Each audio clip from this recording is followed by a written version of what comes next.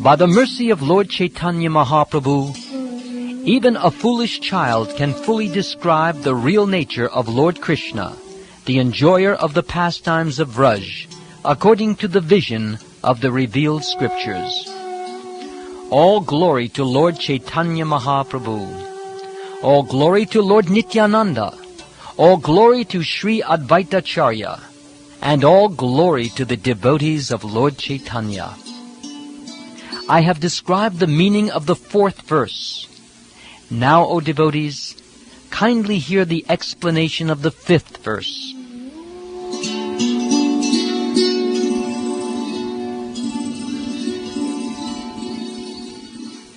Just to explain the original verse, I shall first suggest its meaning. I have given the essential meaning of the 4th verse. This incarnation descends to propagate the chanting of the holy name and spread love of God. Although this is true, this is but the external reason for the Lord's incarnation. Please hear one other reason, the confidential reason for the Lord's appearance. The scriptures proclaim that Lord Krishna previously descended to take away the burden of the earth. To take away this burden, however, is not the work of the Supreme Personality of Godhead. The maintainer, Lord Vishnu, is the one who protects the universe. But the time to lift the burden of the world mixed with the time for the Lord's incarnation. When the complete Supreme Personality of Godhead descends, all other incarnations of the Lord meet together within him. Lord Narayan, the 4 primary expansions, Vasudeva, Sankarshan, Pradyumna, and Aniruddha, Matsya, and the other Lila incarnations, the Yuga avatars and the Manvantara incarnations, and as many other incarnations as there are, they all descend in the body of Lord Krishna.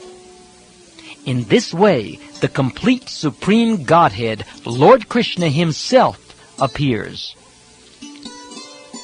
At that time, therefore, Lord Vishnu is present in the body of Lord Krishna, and Lord Krishna kills the demons through him. Thus, the killing of the demons is but secondary work. I shall now speak of the main reason for the Lord's incarnation. The Lord's desire to appear was born from 2 reasons.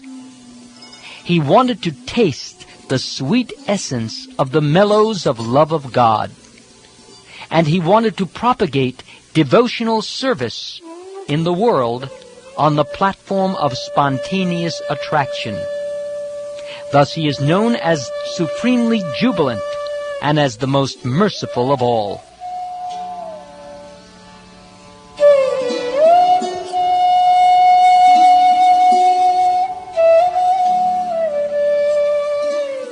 The Lord himself says, "All the universe is filled with the conception of my majesty, but love weakened by that sense of majesty does not satisfy me.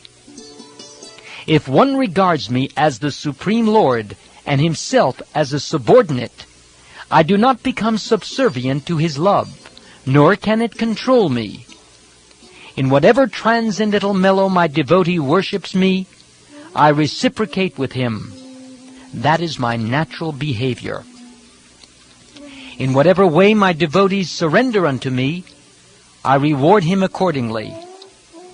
Everyone follows my path in all respects, O son of Pritha. If one cherishes pure, loving devotion to me, thinking of me as his son, his friend, or his beloved, regarding himself as great and considering me his equal or inferior, I become subordinate to him. As I once said to the gopis, devotional service rendered to me by the living beings revives their eternal life. O my dear damsels of Vraja, your affection for me is your good fortune, for it is the only means by which you have obtained my favor. Mother sometimes binds me as her son. She nourishes and protects me, thinking me utterly helpless. My friends climb on my shoulders in pure friendship, saying, "What kind of big man are you? You and I are equal." If my beloved consort reproaches me in a sulky mood, that steals my mind from the reverent hymns of the Vedas. Taking these pure devotees with me, I shall descend and sport in various wonderful ways unknown even in Vaikuntha. I shall broadcast such pastimes by which even I am amazed. The influence of Yogamaya will inspire the gopis with the sentiment that I am their paramour. Neither the gopis nor I shall notice this, for our minds will always be entranced by one another's beauty and qualities. Pure attachment will unite us even at the expense of moral and religious duties. Destiny will sometimes bring us together and sometimes separate us. I shall taste the essence of all these rasas, and in this way I shall favor all the devotees. Then, by hearing about the pure love of the residents of Braj, devotees will worship me on the path of spontaneous love, abandoning all rituals of religiosity and fruitive activity. As it is said in the Srimad Bhagavatam, Krishna manifests his eternal, human-like form and performs his pastimes to show mercy to the devotees. Having heard such pastimes, one should engage in service to him. Here the use of the verb bhave, which is the imperative mood, tells us that this certainly must be done. Non-compliance would be abandonment of duty.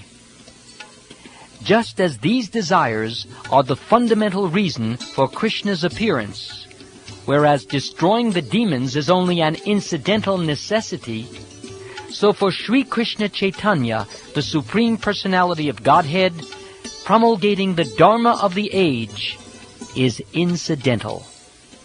When the Lord desired to appear for another reason, the time for promulgating the religion of the age also arose. Thus, with two intentions, the Lord appeared with his devotees and tasted the nectar of prem, or divine love, with the congregational chanting of the holy name. Thus he spread kirtan even among the untouchables. He wove a wreath of the holy name and prem with which he garlanded the entire material world. In this way, assuming the sentiment of a devotee, he preached devotional service while practicing it himself.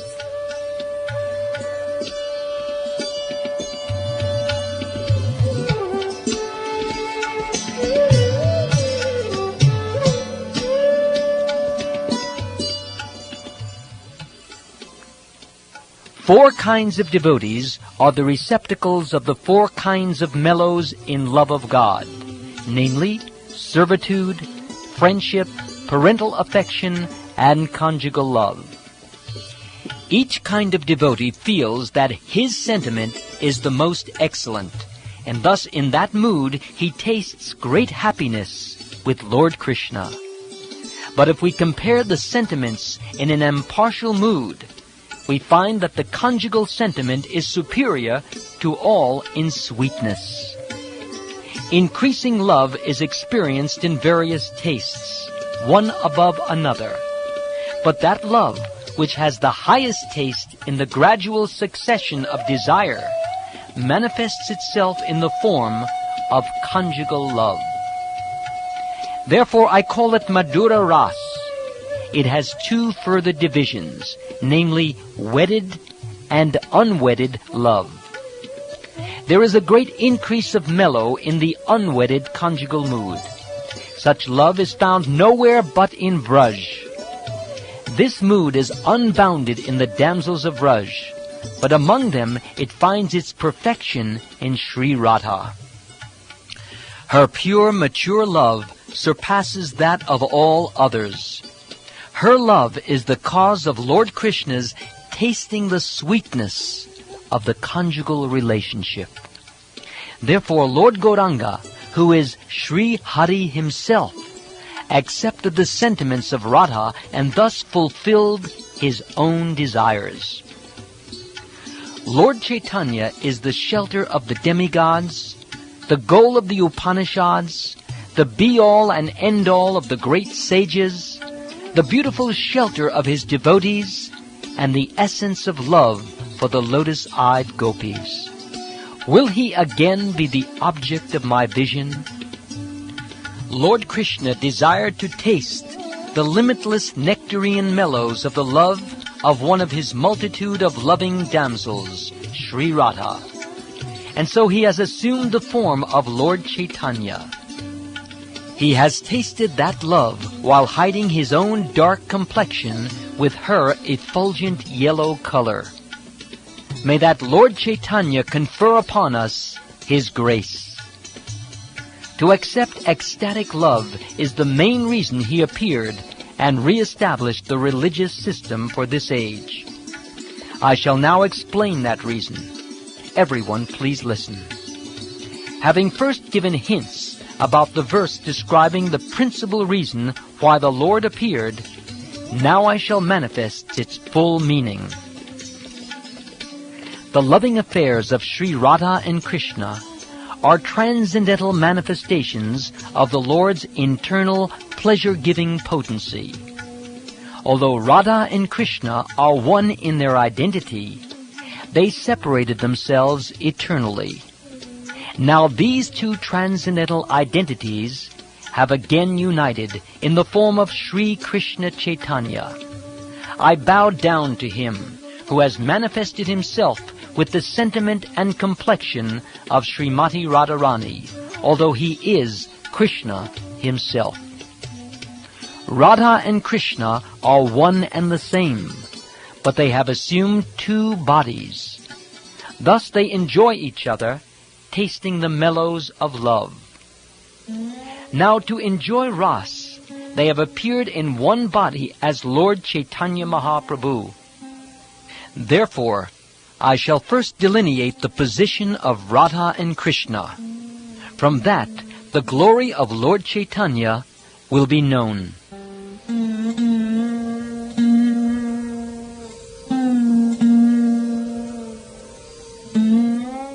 Srimati Radhika is the transformation of Krishna's love. She is his internal energy called Hladini. That Hladini energy gives Krishna pleasure and nourishes his devotees. Lord Krishna's body is eternal, or sat, full of knowledge, or chit, and full of bliss, or ananda. His one spiritual energy manifests three forms. Hladini is his aspect of bliss, Sandini of eternal existence, and Samvit of cognizance, which is also accepted as knowledge. In the Vishnu Purana it is said, O Lord, you are the support of everything. The three attributes of Hladini, Sandini, and Samvit exist in you as one spiritual energy. But the material modes, which cause happiness, misery, and mixtures of the two, do not exist in you, for you have no material qualities. The essential portion of the Sandini potency is Shuddha Sattva, or pure goodness. Lord Krishna's existence rests upon it. Krishna's mother, father, abode, house, bedding, seats, and so on, are all transformations of Shuddha Sattva. In the Srimad Bhagavatam, Lord Shiva said, the condition of pure goodness, or Shuddha Sattva, in which the Supreme Personality of Godhead appears uncovered, is called Vasudeva. In that pure state, the Supreme Godhead, who is beyond the material senses, and who is known as Vasudeva, is perceived by my mind. The essence of the Samvit potency is knowledge that the Supreme Personality of Godhead is Lord Krishna. All other kinds of knowledge, such as the knowledge of Brahman, are its components. The essence of the Hladini potency is love of God.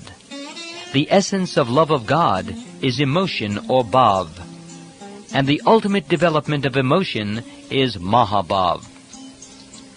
Sri Radha Thakurani is the embodiment of Mahabhav. She is the repository of all good qualities and the crest jewel among all the lovely consorts of Lord Krishna. Of these two gopis, Radharani and Chandravali, Srimati Radharani is superior in all respects. She is the embodiment of Mahabhav, and she surpasses all in good qualities. Her mind, senses, and body are steeped in love for Krishna. She is Krishna's own energy, and she helps him in his pastimes. In the Brahma Samhita it is said, I worship Govinda, the primeval Lord, who resides in his own realm, Golok, with Radha, who resembles his own spiritual figure, and who embodies the ecstatic potency, Hladini. Their companions are her confidants, who embody extensions of her bodily form, and who are imbued and permeated with ever-blissful spiritual ras. Now please listen to how Lord Krishna's consorts help him taste ras, and how they help in his pastimes.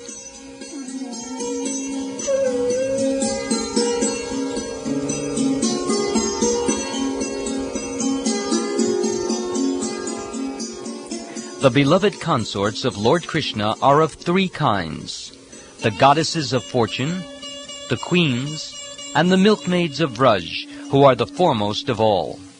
These consorts all proceed from Radhika. Just as the fountainhead, Lord Krishna, is the cause of all incarnations, so Sri Radha is the cause of all these consorts. The goddesses of fortune are partial manifestations of Srimati Radhika, and the queens are reflections of her image. The goddesses of fortune are her plenary portions, and they display the forms of Vaibhav Vilas. The queens are of the nature of her Vaibhav Prakash.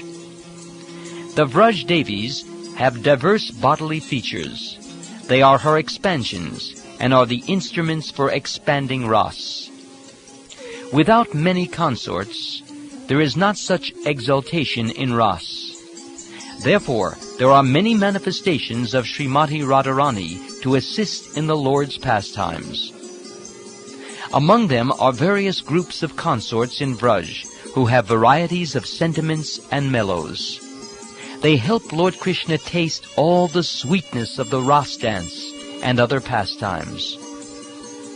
Radha is the one who gives pleasure to Govinda, and she is also the enchantress of Govinda. She is the be-all and end-all of Govinda, and the crest jewel of all his consorts.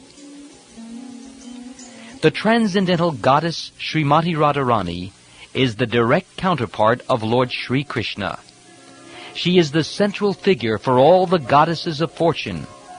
She possesses all the attractiveness to attract the all-attractive personality of Godhead. She is the primeval internal potency of the Lord. Devi means resplendent and most beautiful, or else it means the lovely abode of the worship and love sports of Lord Krishna. Krishna Mai means one whose within and without are Lord Krishna. She sees Lord Krishna wherever she casts her glance. Or she is identical with Lord Krishna, for she embodies the mellows of love. The energy of Lord Krishna is identical with him. Her worship consists of fulfilling the desires of Lord Krishna. Therefore, the Puranas call her Radhika. In the Srimad Bhagavatam, the gopis said, "Truly the personality of Godhead has been worshipped by her. Therefore Lord Govinda, being pleased, has brought her to a lonely spot, leaving us all behind." Therefore Radha is Parama Devata, the supreme goddess, and she is worshipable for everyone. She is the protectress of all, and she is the mother of the entire universe.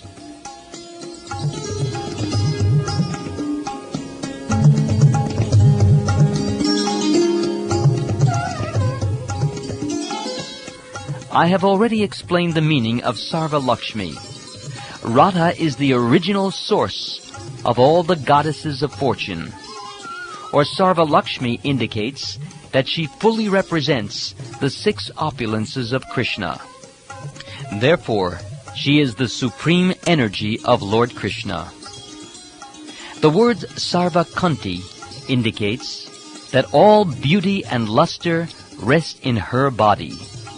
All the Lakshmis derive their beauty from her. Kanti may also mean all the desires of Lord Krishna. All the desires of Lord Krishna rest in Srimati Radharani. Srimati Radhika fulfills all the desires of Lord Krishna. This is the meaning of Sarva Kanti. Lord Krishna enchants the world, but Sri Radha enchants even him. Therefore, she is the supreme goddess of all. Sri Radha is the full power, and Lord Krishna is the possessor of full power. The two are not different, as evidenced by the revealed scriptures. They are indeed the same, just as musk and its scent are inseparable, or as fire and its heat are non-different. Thus Radha and Lord Krishna are one, yet they have taken 2 forms to enjoy the mellows of pastimes. To promulgate prema bhakti, or devotional service in love of Godhead, Krishna appeared as Sri Krishna Caitanya with the mood and complexion of Sri Radha. Thus I have explained the meaning of the 5th verse. To explain the 6th verse, I shall first give a hint of its meaning.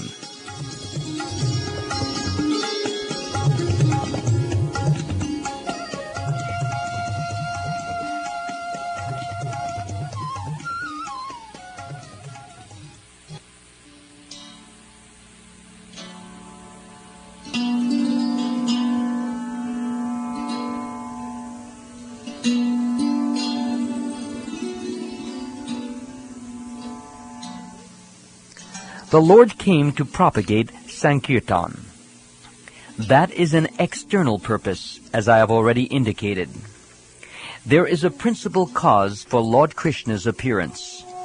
It grows from his own engagements as the foremost enjoyer of loving exchanges. That most confidential cause is threefold. Svarup Damodar has revealed it. Svarup Goswami is the most intimate associate of the Lord. He therefore knows all these topics well. The heart of Lord Chaitanya is the image of Sri Radhika's emotions. Thus feelings of pleasure and pain arise constantly therein. In the final portion of his pastimes, Lord Chaitanya was obsessed with the madness of separation from Lord Krishna. He acted in erroneous ways and talked deliriously.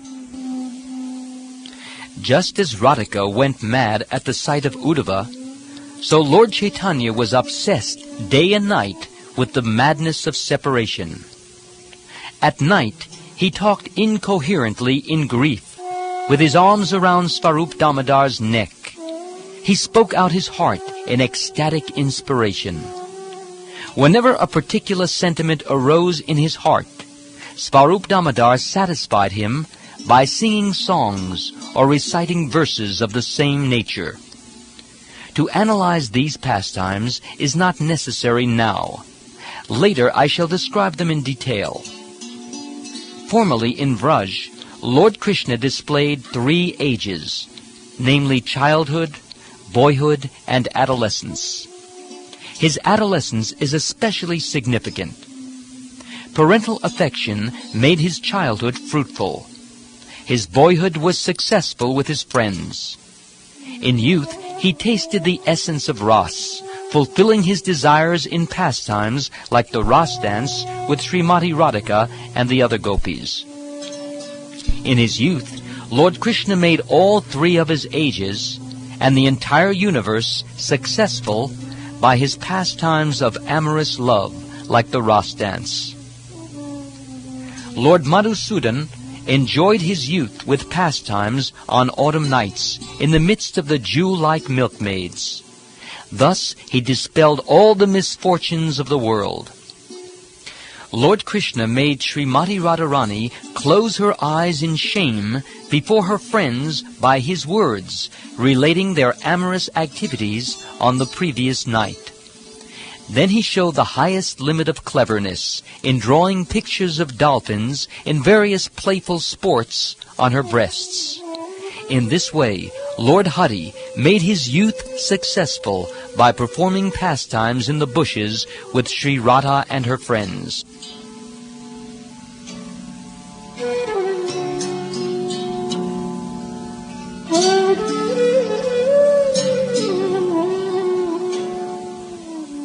In the Vidagdha Madhava, Srila Rupa Goswami wrote, O Purnamasi, if Lord Hari had not descended in Mathura with Srimati Radharani, this entire creation, and especially Cupid, the demigod of love, would have been useless. Even though Lord Krishna, the abode of all mellows, had previously in this way chewed the essence of the mellows of love, still he was unable to fulfill three desires, although he made efforts to taste them. I shall explain his first desire. Krishna says, I am the primary cause of all rasas. I am the full spiritual truth and am made of full joy. But the love of Srimati Radharani drives me mad. I do not know the strength of Radha's love, with which she always overwhelms me. The love of Radhika is my teacher, and I am her dancing pupil. Her prem, or love, makes me dance various novel dances.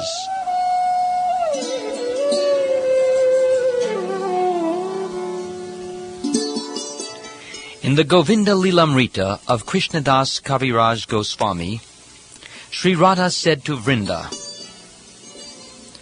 O my beloved Vrinda, where are you coming from? I am coming from the feet of Sri Hari.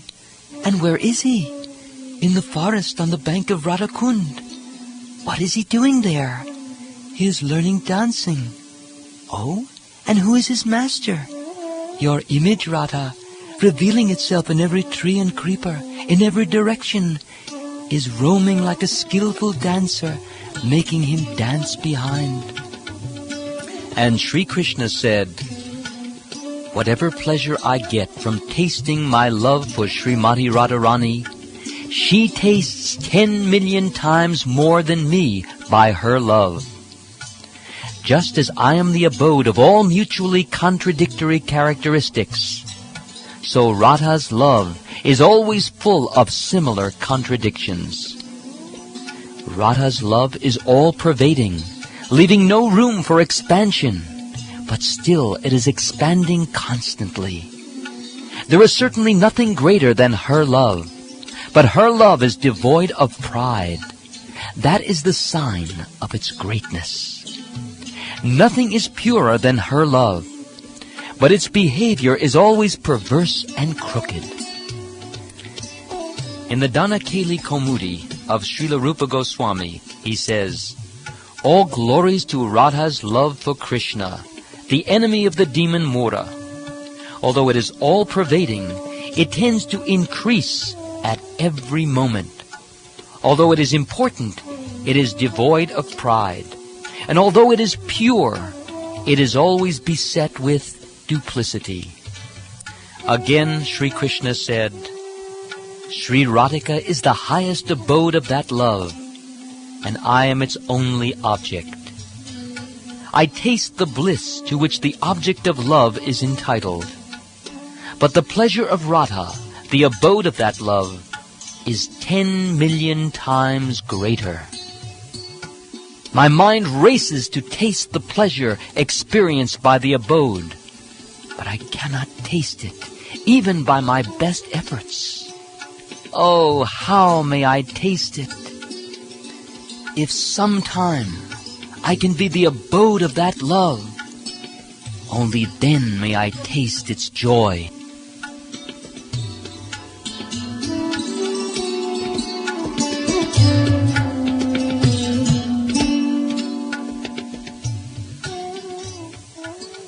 Thinking in this way, Lord Krishna was curious to taste that love. His eager desire for that love increasingly blazed in his heart. That is one desire. Now please hear of another. Seeing his own beauty, Lord Krishna began to consider, my sweetness is wonderful, infinite, and full. No one in the three worlds can find its limit. Only Radhika, by the strength of her love, tastes all the nectar of my sweetness. Although Radha's love is pure like a mirror, its purity increases at every moment. My sweetness also has no room for expansion, yet it shines before that mirror in newer and newer beauty. There is constant competition between my sweetness and the mirror of Radha's love. They both go on increasing, but neither knows defeat. My sweetness is always newer and newer. Devotees taste it according to their own respective love.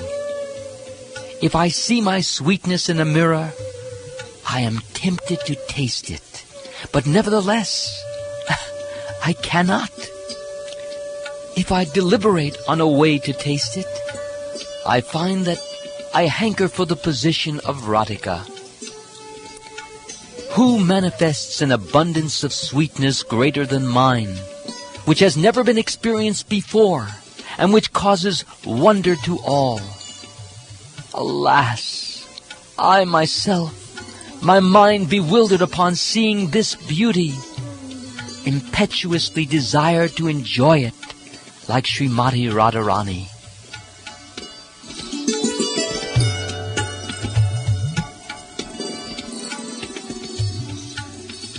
The beauty of Krishna has one natural strength. It thrills the hearts of all men and women, beginning with the Lord himself. All minds are attracted by hearing his sweet voice and flute, or by seeing his beauty. Even Lord Krishna himself makes efforts to taste that sweetness. The thirst of one who always drinks the nectar of that sweetness is never satisfied. Rather, that thirst increases constantly.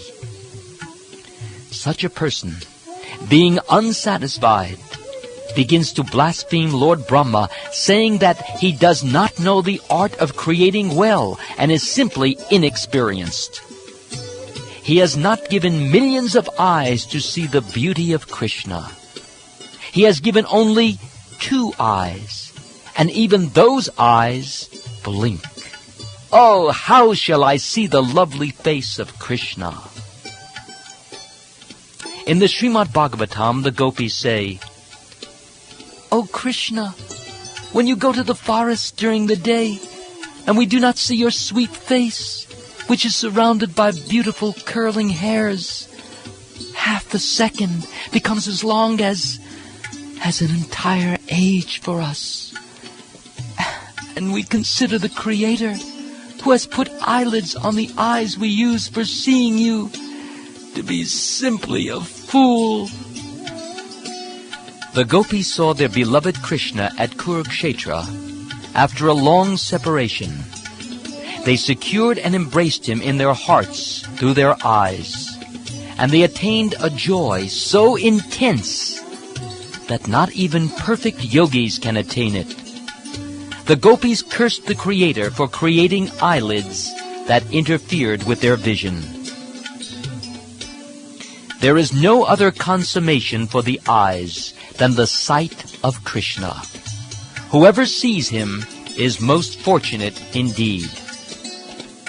In the Srimad Bhagavatam, the gopis say, "O friends, those eyes, that see the beautiful faces of the sons of Maharaj Nanda, oh, they are certainly fortunate. As these two sons enter the forest, surrounded by their friends, driving the cows before them, they hold their flutes to their mouths and glance lovingly upon the residents of Vrindavan. For those who have eyes, we think there is no greater object of vision.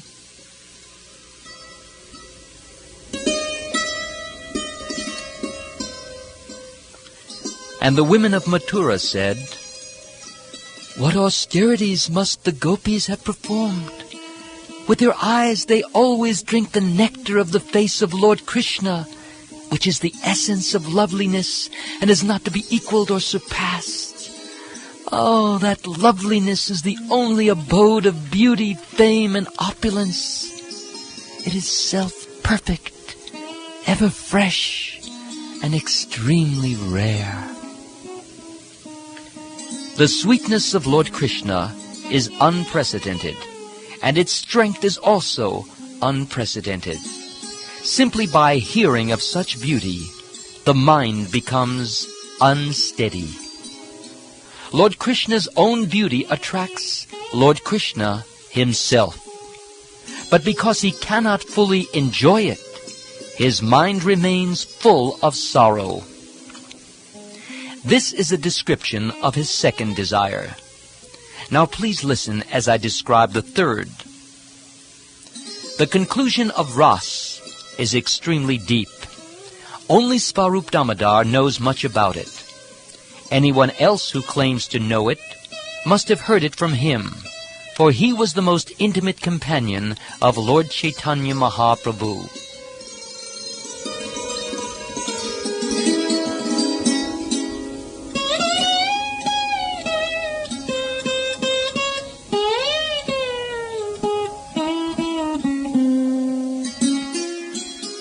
The love of the gopis is called Rudha Bhav. It is pure and spotless. It is not at any time lust. The pure love of the gopis has become celebrated by the name lust.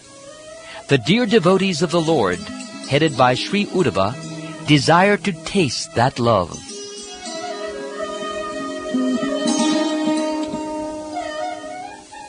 Lust and love have different characteristics, just as iron and gold have different natures.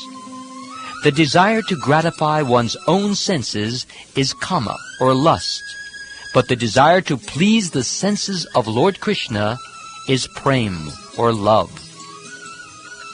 The object of lust is only the enjoyment of one's own senses. But love caters to the enjoyment of Lord Krishna, and thus it is very powerful. Social customs, scriptural injunctions, bodily demands, fruitive action, shyness, patience, bodily pleasures, self-gratification, and the path of varnashram dharma, which is difficult to give up. The gopis have forsaken all these, as well as their own relatives, and their punishment and scolding, for the sake of serving Lord Krishna. They render loving service to him for the sake of his enjoyment. That is called firm attachment to Lord Krishna. It is spotlessly pure, like a clean cloth that has no stain. Therefore, lust and love are quite different. Lust is like dense darkness. But love is like the bright sun. Thus, there is not the slightest taint of lust in the gopis' love. Their relationship with Krishna is only for the sake of his enjoyment. In the Srimad Bhagavatam, one gopi said, "O dearly beloved, your lotus feet are so soft that we place them gently on our breasts, fearing that your feet will be hurt. Our life rests only in you. Our minds, therefore, are filled with anxiety that your tender feet might be wounded by pebbles as you roam about on the forest path."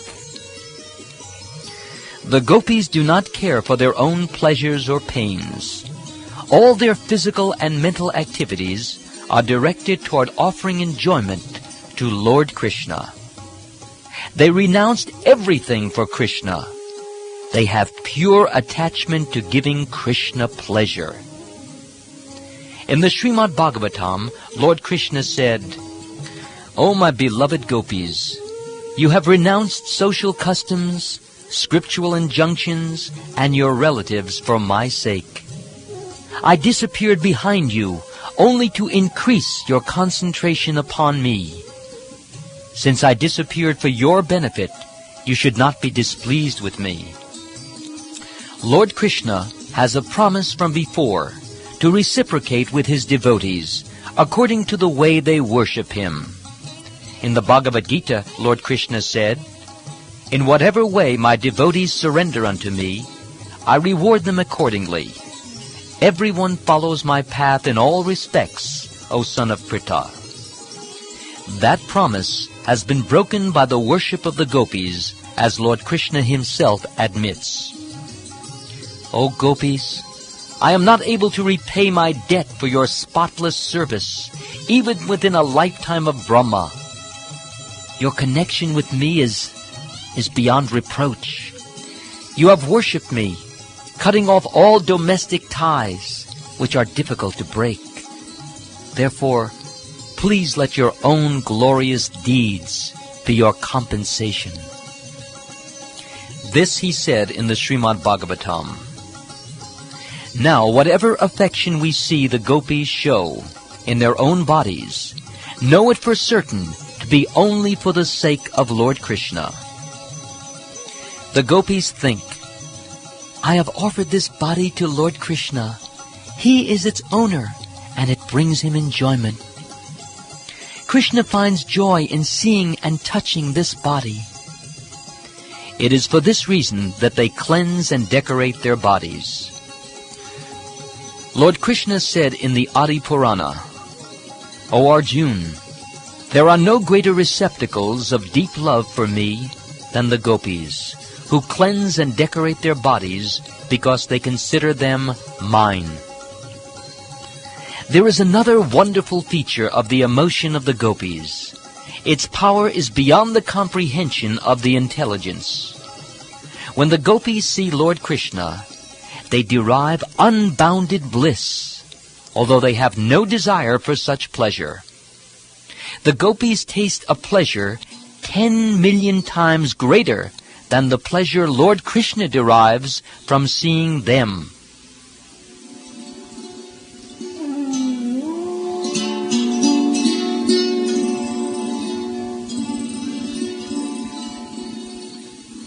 The gopis have no inclination for their own enjoyment, and yet their joy increases. That is indeed a contradiction. For this contradiction I see only one solution. The joy of the gopis lies in the joy of their beloved Krishna. When Lord Krishna sees the gopis, his joy increases, and his unparalleled sweetness increases also.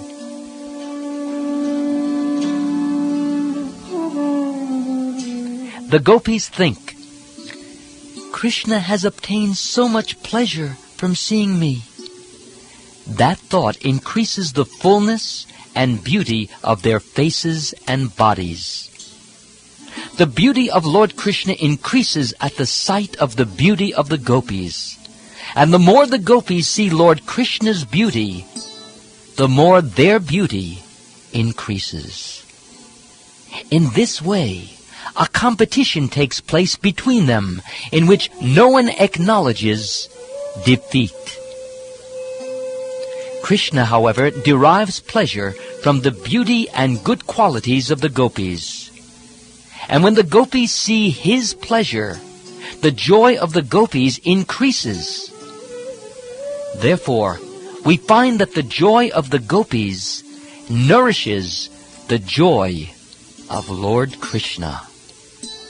For that reason, the fault of lust is not present in their love. Srila Rupa Goswami has said in his Stavamala, I worship Lord Keshava. Coming back from the forest of Vraj, he is worshipped by the gopis, who mount the roofs of their palaces and meet him on the path with 100 manners of dancing glances and gentle smiles. The corners of his eyes wander like large black bees around the gopis' breasts. There is another natural symptom of the gopis' love that shows it to be without a trace of lust. The love of the gopis nourishes the sweetness of Lord Krishna. That sweetness in turn increases their love, for they are greatly satisfied. The happiness of the abode of love is in the happiness of the object of that love. This is not a relationship of desire for personal gratification.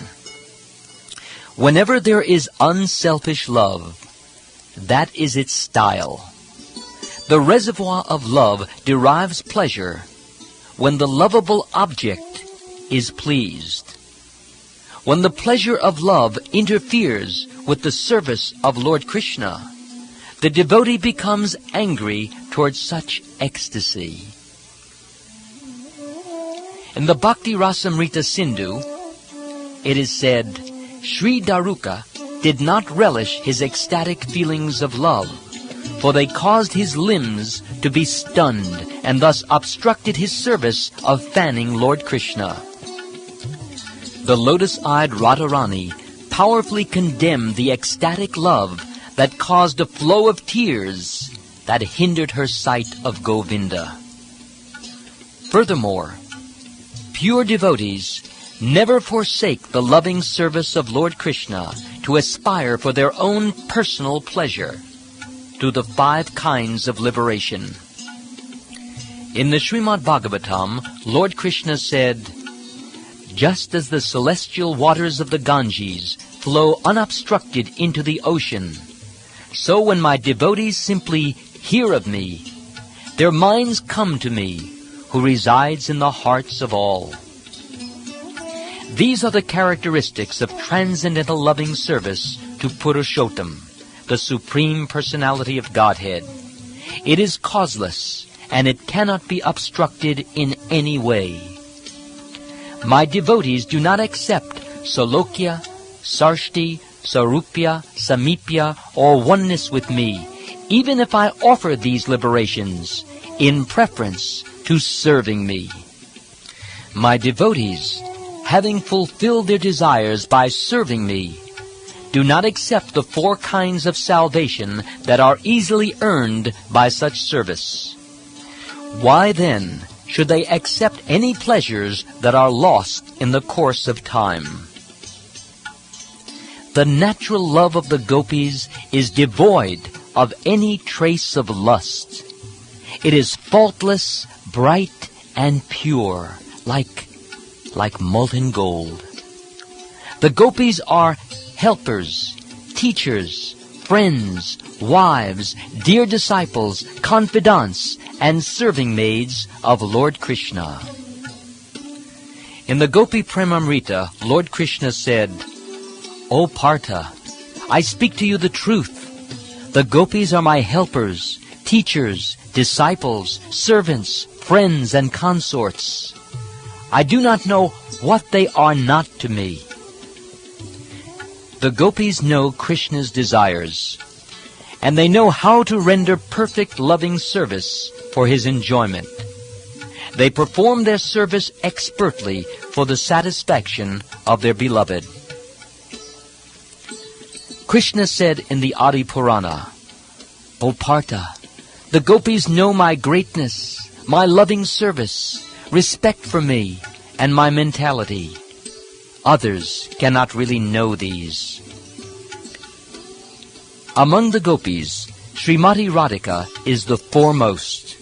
She surpasses all in beauty, in good qualities, in good fortune, and above all, in love.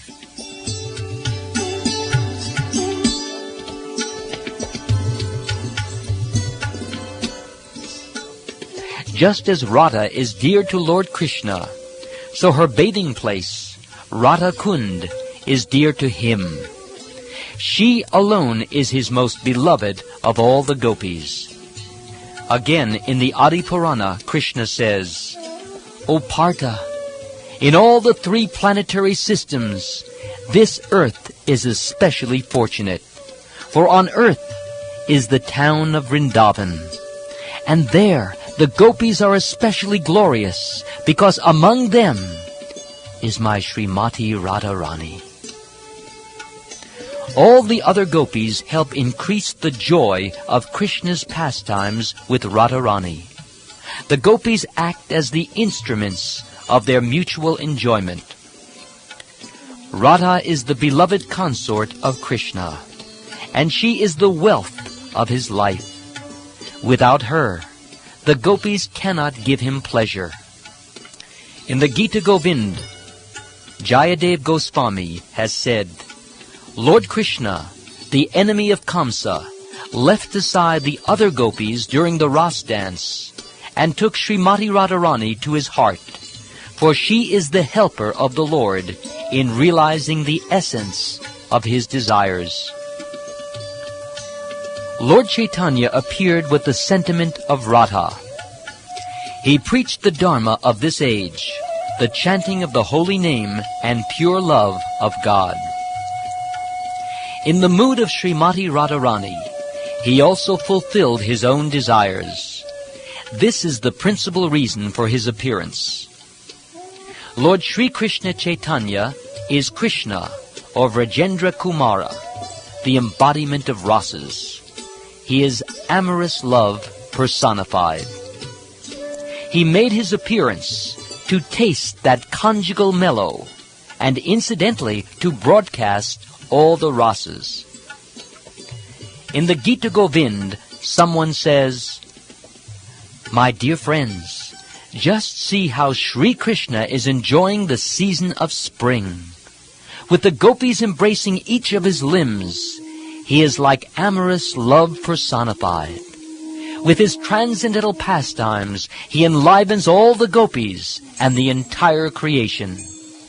With his soft, bluish-black arms and legs, which resemble blue lotus flowers, he has created a festival for Cupid. Lord Sri Krishna Chaitanya is the abode of Ras. He himself tasted the sweetness of Ras in endless ways. Thus he initiated the Dharma for the age of Kali. The devotees of Lord Chaitanya know all these truths. Advaita Acharya, Nityananda, Srivas Pandit, Gadadhar, Svarup Damodar, Murari Gupta, Haridas, and all the other devotees of Sri Krishna Chaitanya, bowing down with devotion, I hold their lotus feet on my head. I have given a hint of the 6th verse. Now please hear as I reveal the meaning of that original verse.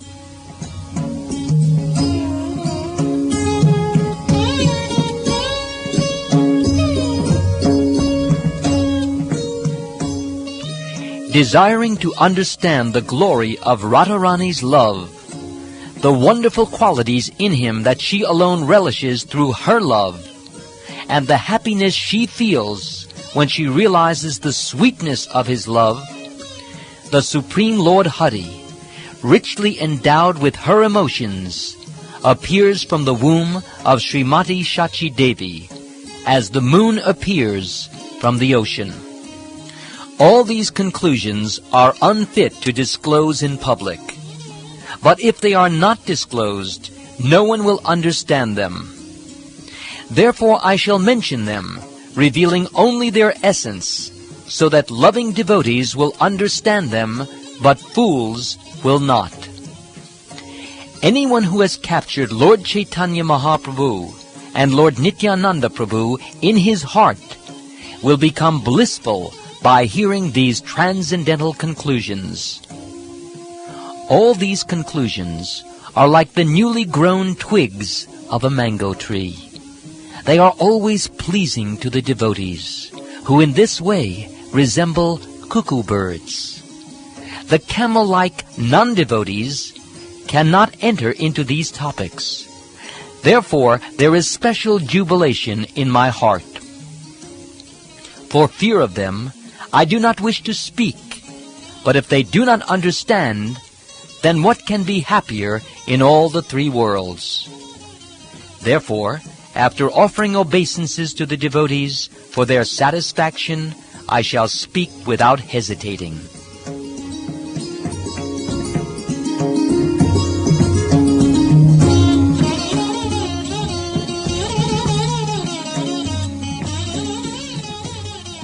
Once Lord Krishna considered within his heart, "Everyone says that I am complete bliss, full of all rasas.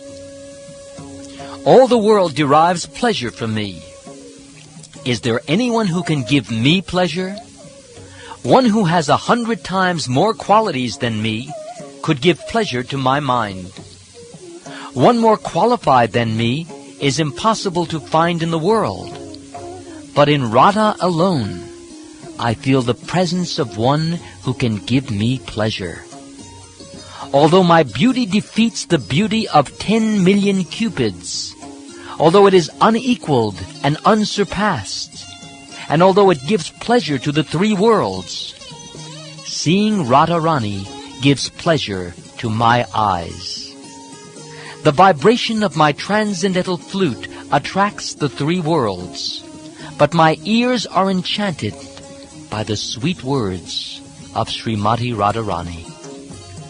Although my body lends fragrance to the entire creation, the scent of Radharani's limbs captivates my mind and heart.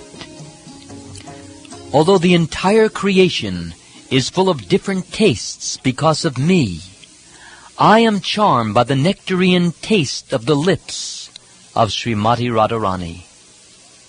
And although my touch is cooler than 10 million moons, I am refreshed by the touch of Srimati Radhika. Thus, although I am the source for the happiness of the entire world, the beauty and attributes of Sri Radhika are my life and soul.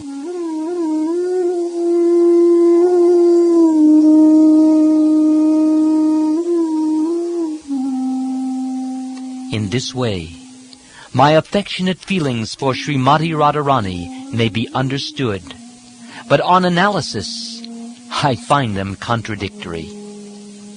My eyes are fully satisfied when I look upon Srimati Radharani, but by looking upon me, she becomes even more advanced in satisfaction. The flute-like murmur of the bamboos rubbing against one another steals Radharani's consciousness, for she thinks it to be the sound of my flute, and she embraces a tamal tree, mistaking it for me. I have gotten the embrace of Sri Krishna, she thinks, so now my life is fulfilled. Thus she remains immersed in pleasing me, taking the tree in her arms. When a favorable breeze carries to her the fragrance of my body, she is blinded by love and tries to fly into that breeze.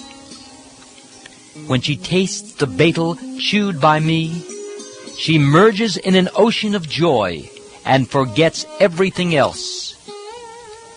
Even with hundreds of mouths, I could not express the transcendental pleasure she derives from my association. Seeing the luster of her complexion after our pastimes together, I forget my own identity in happiness. The sage Bharat has said that the mellows of lover and beloved are equal, but he does not know the mellows of my Vrindavan. The happiness I feel when meeting Radharani is 100 times greater than the happiness I get from meeting others.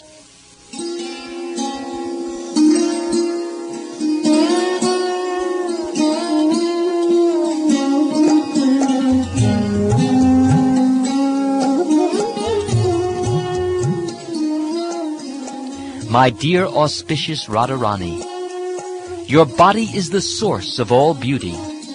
Your red lips are softer than the sense of immortal sweetness. Your face bears the aroma of a lotus flower. Your sweet words defeat the vibrations of a cuckoo. And your limbs are cooler than the pulp of sandalwood.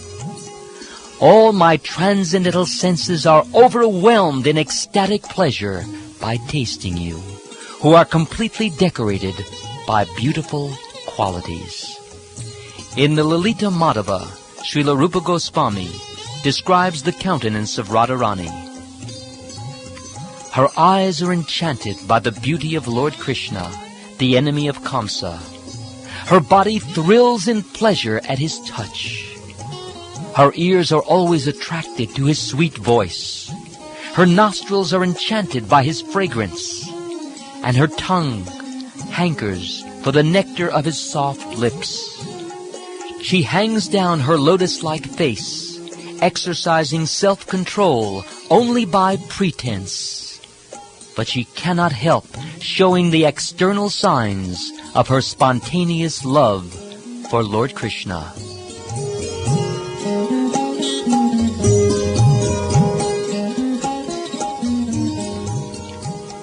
And Sri Krishna says, considering this, I can understand that some unknown mellow in me controls the entire existence of my captivator, Srimati Radharani.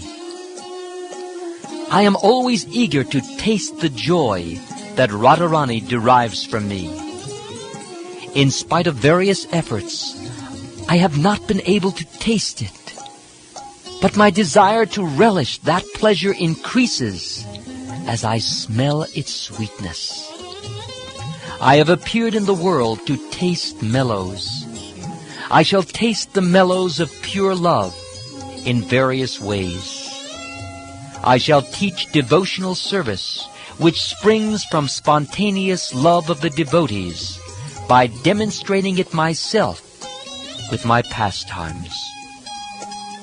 But these three desires have not been satisfied, for one cannot enjoy them in a contrary position.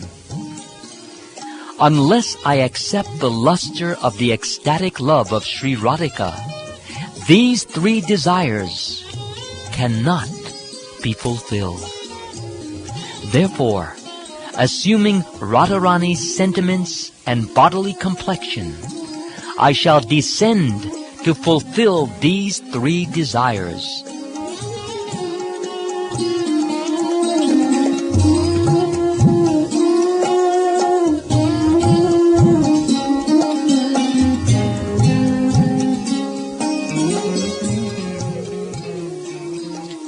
In this way, Lord Krishna came to a decision. Simultaneously, the time came for the incarnation of the age. At that time, Sri Advaita was earnestly worshipping him. Advaita attracted him with his loud calls. First, Lord Krishna made his parents and elders appear. Then Krishna himself, with the sentiments and complexion of Radhika, appeared in Navadvip like the full moon from the womb of Sachi, which is like an ocean of pure milk.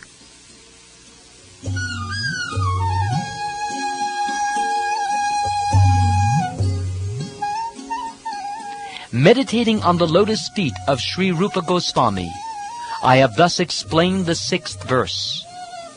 I can support the explanation of these two verses, number 5 and 6 of the 1st chapter, with Srila Rupa Goswami's verse, which says, Lord Krishna desired to taste the limitless nectarian mellows of the love of one of his multitude of loving damsels, namely Sri Radha, and so he has assumed the form of Lord Caitanya.